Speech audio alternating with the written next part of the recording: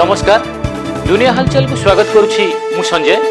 आसंतु नजर पकाइबा वर्तमान मुख्य खबर उपरे। राजधानी दिल्ली रे पुणी चलंता बस रे महिला को गण दुष्कर्म होइतिबा नै अभियोग होइछि।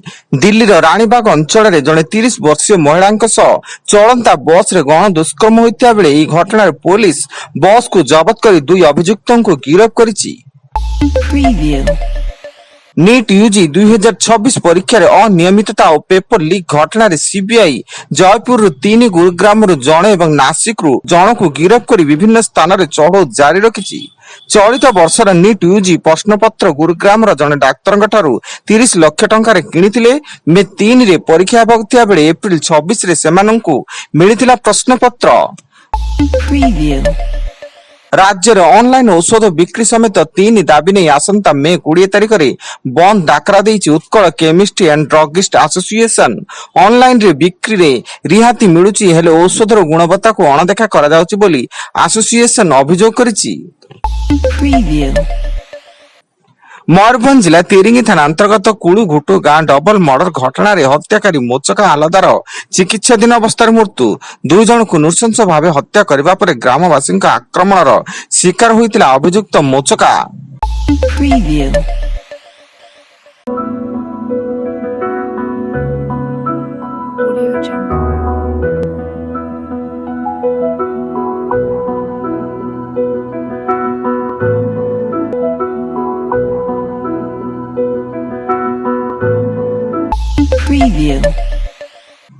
भुवनेश्वर रे पुणी बाइक को धक्का देला आम बस दुर्घटना रे बाइक आरोही जनक गुरुतर भाव आहत होई निकटस्थ मेडिकल रे भर्ती थिया बेले घटनास्थल रे याकु नै चापा उत्तेजना प्रकाश पाइछि एवं उत्त्यक्त लोके बस काच भांगी दैथिया बेले पुलिस बुझासुझा जारी रखिछि। राज्य रे आसंता 17 तारिख जाए घड़घड़ी सह वर्षा हबार आशंका थिया बेले बालेश्वर भद्रक जाजपुर केन्दुझर मयूरभंज और केन्द्रापड़ा रे घड़घड़ी और वर्षा सह 40 ରୁ 50 किमी बेगरे पवन बहिपारे बोली पाणीपाग विभाग पूर्वानुमान करिछि। सेहि बेले दक्षिण ओडिसा रे किछि स्थान रे वर्षा होई पारे बोली पाणीपाग विभाग आकलन करिछि।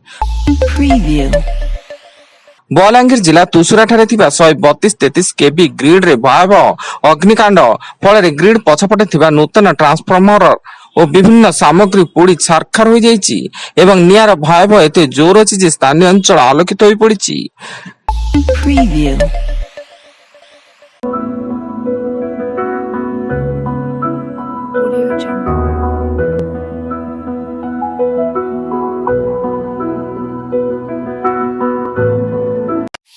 Preview.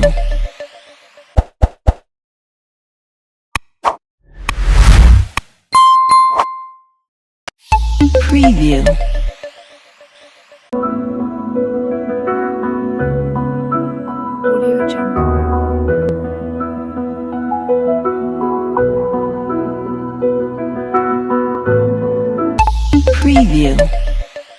डेलांग गोड़ीपुट माटियापड़ा अंचल रे बेआईन पथर खणी को नहीं विवाद फल गुली फुटवा सह बोमा माड़ होइतिबा अभियोग होइछि। एही घटना रे मोट 3 जन लोक आहत होइता बेले गुरुतर आहत माननकु तुरंत चिकित्सा पई निकटस्थ हॉस्पिटल रे भर्ती करा जाइछि।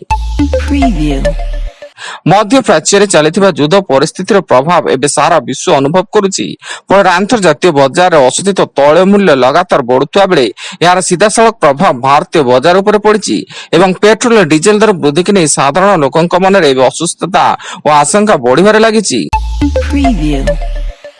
प्रधानमंत्री अपील और इंधन दर वृद्धि भितर एयर इंडिया आनुष्ठानिक भाव अंतर्जातीय विमान सेवा ह्रास करथिबा घोषणा करिछि। सप्ताह 100 रु अधिक अंतर्जातीय विमान सेवा अस्थायी भाव बातिल करिछि। सेहिपरि भारत विभिन्न राष्ट्र को जाउथिबा 7टी रूट रे विमान सेवा संपूर्ण बंद और 29 रूट रे विमान सेवा ह्रास करथिबा जणा पड़िछि।